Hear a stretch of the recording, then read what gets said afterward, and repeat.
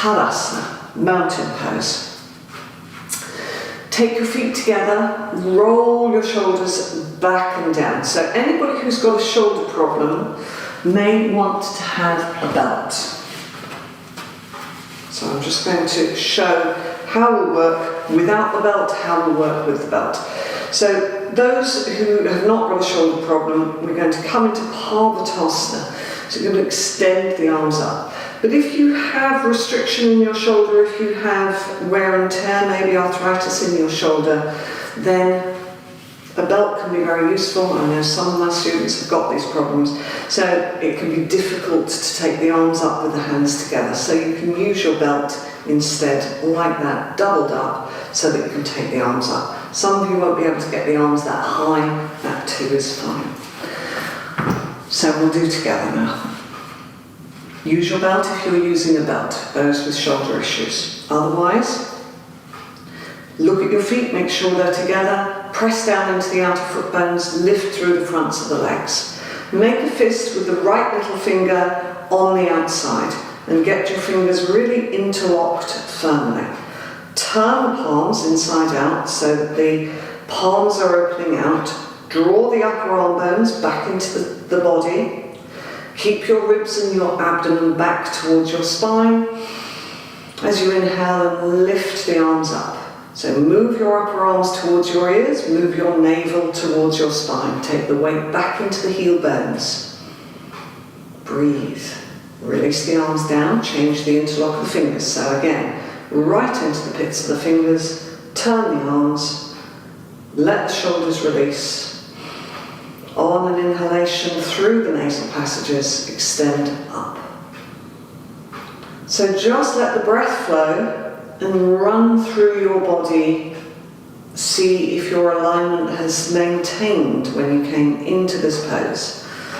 Examine your feet. Are your toes extending and lengthening? Is the weight still back into the heels? Are the ribs back? Release the arms down now. And now roll your shoulders back and down, interlock the fingers behind, and pull the hands down here. So draw down with your fingers, lift up with your chest. Make sure the feet are together. Those with back problems can work with the feet slightly apart. Okay, we're going to come now for Prasarita Padottanasana. If you need bricks for your hands, foam pads for your hands, if the hamstrings, groins are tight, that's fine, you take them. I'm not showing with them, but those of you who've worked with me know if you need to have higher support. Soften your knees, I'm just going to demonstrate it. We're going to lift through the legs, lengthen the tailbone, lift the frontal pelvic bones, and take the hands down. So obviously, if this is a difficult action, then you would have a couple of bricks. You can take your hands to the seat of the chair, to a couple of foam pads, even a couple of hefty books if they're the same size, for any of these forward bending actions. So that's the pose, and then we will heel toe the feet together, step or jump back into the centre. Alright, so let's do that together now. Take the weight back into the heels, bring the hands to the centre, soften. If you have a knee, hip or back problem, you step, otherwise jump your feet apart. Press into the outer foot bone, really push down, make sure that your feet are facing forwards. Just have a quick check on your heels. Are they the same distance from the back of the mat? Push down again into your outer foot bones, place your fingertips here.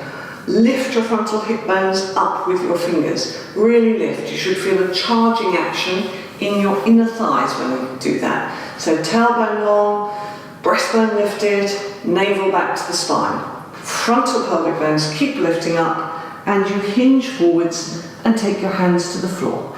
So your hands come under your shoulders and you look along the floor. See if you can flatten your palms, those who come in easily into this pose, but don't lose the action in your spine. So if you're working to bricks, obviously you've got your hands a little bit higher. So now we're going to come back onto the fingertips, heel toe the feet in, and step or jump the feet back into the centre. Stand in Tadasana, weight back into the heel bones, kneecaps, thigh muscles lifting. So I'm showing the next pose now while you're in your Tadasana. We'll do the same action again, then we're going to take the hands into the Parvatasana action and extend up. Those working with the belt, you can just take the belt as we did before. So we'll do together. Bring your hands to the middle. Soften your knees. Step or jump the feet wide. Now again, check your alignment. Are your toes facing forwards? Are the outer edges of the feet pressing down? Navel back towards your spine, tailbone long, chest lifted. Now, take your hands forwards, bring them into a prayer position, and then take your right little finger on the outside. Turn the palms. Now push firmly into the outer foot bones, move your navel strongly back. Inhale, extend the arms up and breathe. Release the arms down, change the interlock of the fingers. Turn the palms, let the shoulders release down, active in the legs, lift up and breathe. Let the shoulders relax down away from the earlobes, even though the upper arms are moving strongly towards the ears. Release the arms down, stretch them out, and now you might need to pivot the feet in a little, otherwise step or jump back into the centre. Stand in Tadasana, find inhalation, find exhalation through the nostrils. So I'm going to show the next action that we're going to do. So those who are working with bricks, you can take your bricks again for Prasarita Padottanasana, but maybe it will come a little bit better this time. So again, we're going to lift, hinge, hands down, either onto bricks or onto the floor. Now if you're onto bricks, you're going to see if you can take them a little bit lower. Those with the hands onto the floor are going to flatten the palms, look forwards and see, can you move your hands back? Still looking along the floor, still lifting through the legs. Then we'll bring the hands forwards, come up and step or jump feet back. You may need to pivot your feet in, that's absolutely fine. It's quite a strong action, taking it from that outer wide angle. So we'll do it together. If you need your bricks, you put them in front. Bring to the centre, soften the knees, step or jump wide. Now check your feet, press into the outer foot bones, lift through the legs, lengthen the tailbone. Roll the shoulders back and down. Now keep your spine in exactly the same shape as it is now, so you're just hinging from your hips. Look along the floor, keep your frontal pelvic bones lifted up, take your hands down. Now once you're in this position, or either onto your bricks or onto the floor, you don't just go straight into the action. Press your fingers down into the floor, press the outer foot bone down into the mat, lift your inner ankles. Now activate your legs, lift your kneecaps, lift your thigh muscles. Now are your frontal hip bones still lifted? If not, lift them. Those on bricks, you can see, is it feasible to turn the bricks? If it's not, please pay attention to what your body is telling you. Don't try and go too fast or too far. Those who are able, you can flatten the palms. We're keeping the arms straight, the legs straight. And see, can you take your hands back? Have your hands shoulder width apart. And see, can you line up the heel of your hands with the heel of your foot. Straighten the arms, quite strong to do. Bring the hands back. Now, active in the legs. Those who need to pivot the feet in, you pivot the feet in at this stage. Otherwise, active in the legs. Place your fingertips onto your frontal hip bones. Push into the outer foot bones to lift you up. And now, soften your knees, either pivot the feet in at this stage or step or jump back into the centre and stand in Tadasana. Roll the shoulders back and down, lift through your chest and breathe. So we're going to come now for Parvatasana.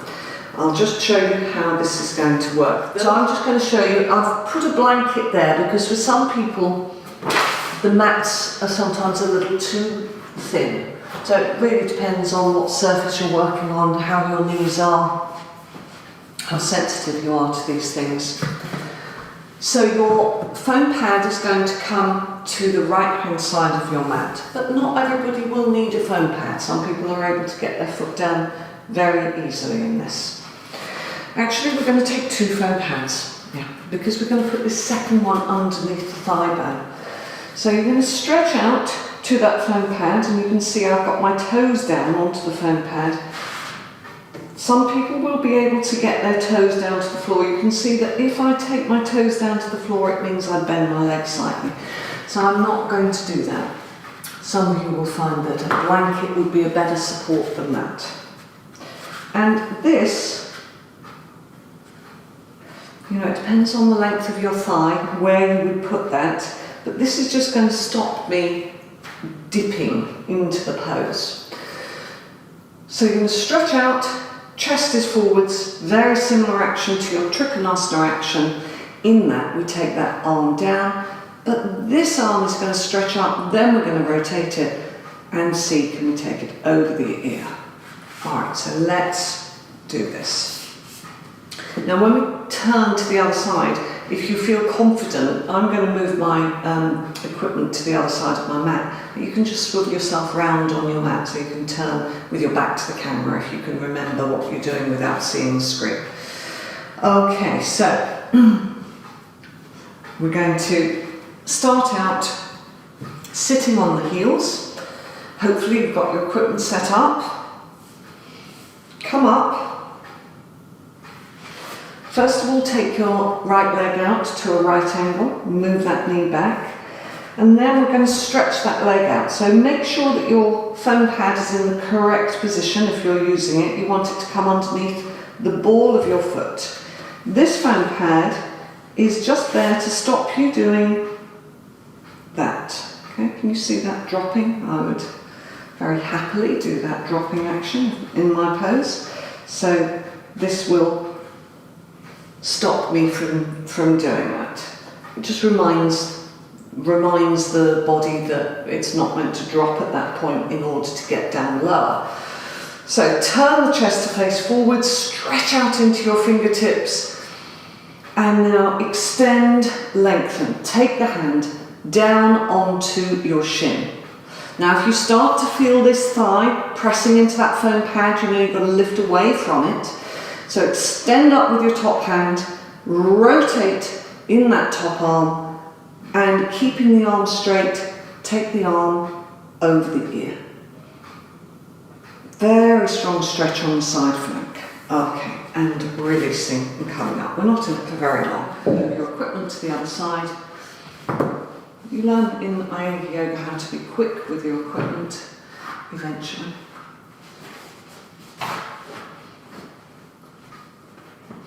And coming into your Parvatasana to the left. So first of all the leg bent, then straighten it out, placing your foam pad. Stretch your arms out in line with your shoulders, turn your chest to face forwards, press down with your standing leg shin. So for you, this is your right shin. Stretch the arms out, extend into the fingertips, lengthen into the pose. Now, extend up with that top arm, rotate it, and take it over the ear. Breathe. It's very strong, but it's actually quite invigorating.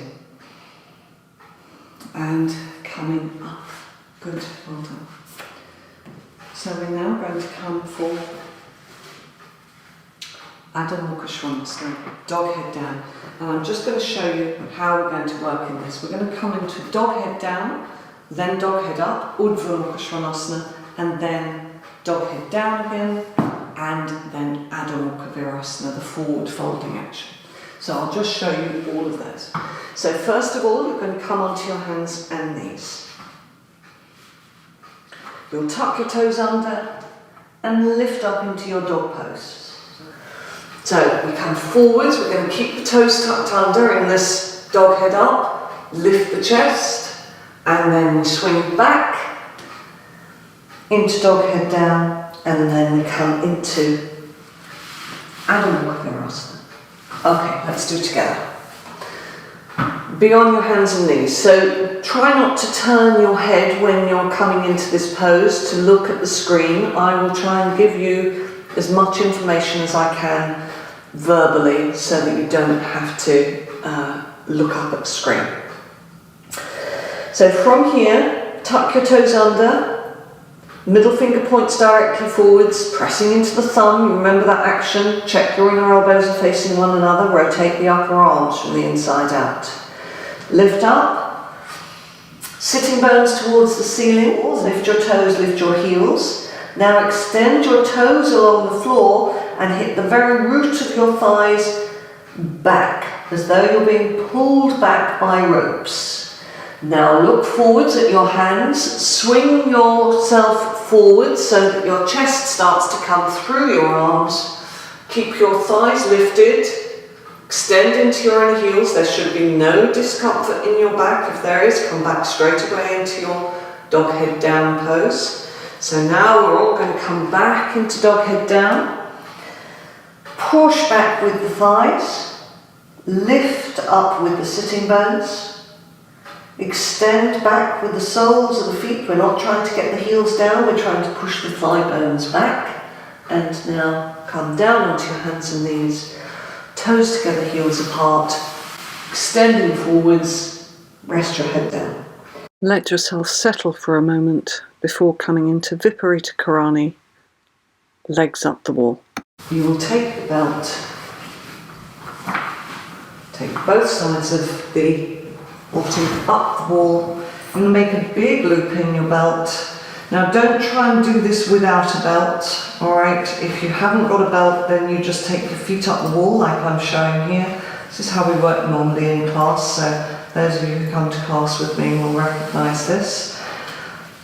So you can work like this without a belt, just having the feet together. If you have got a belt, you can take the belt quite wide, place it around the outer foot bones. Can you see that? It's not around the legs, it's around the outer foot bones. And then you take your feet to the wall. And stay there for as long as you're comfortable with the legs releasing to the wall.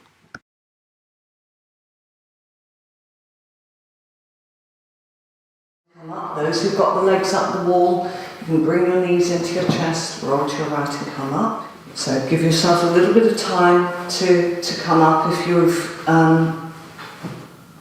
been legs up the wall, Viparita Karani. We'll sit here in seqeunces, simple cross legs. Pull the flesh of the buttocks out and back. Roll your shoulders back and down and lift your breastbone up, letting the shoulder blades release down. Allow the breath to flow, fine inhalation, fine exhalation. Get this breadth and broadness across the collarbones before bringing the hands into the Namaskarasana. When you're ready, close your eyes. Just allow yourself a few moments to steady yourself.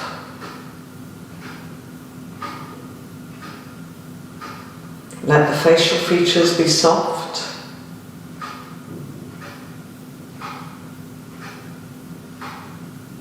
Take the back teeth apart.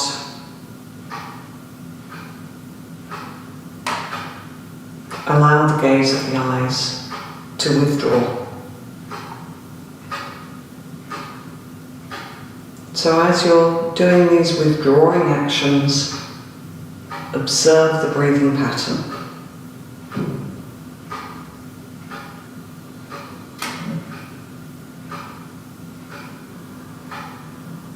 So watch your breath as it travels into the body and out of the body.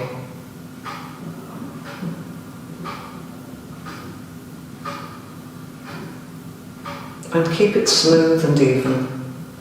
We're not trying to change it, or extend it, or anything at this stage. After your next exhalation, let the head release down. Release your hands, palms face down onto your thighs. And now lift your head and lift your eyelids.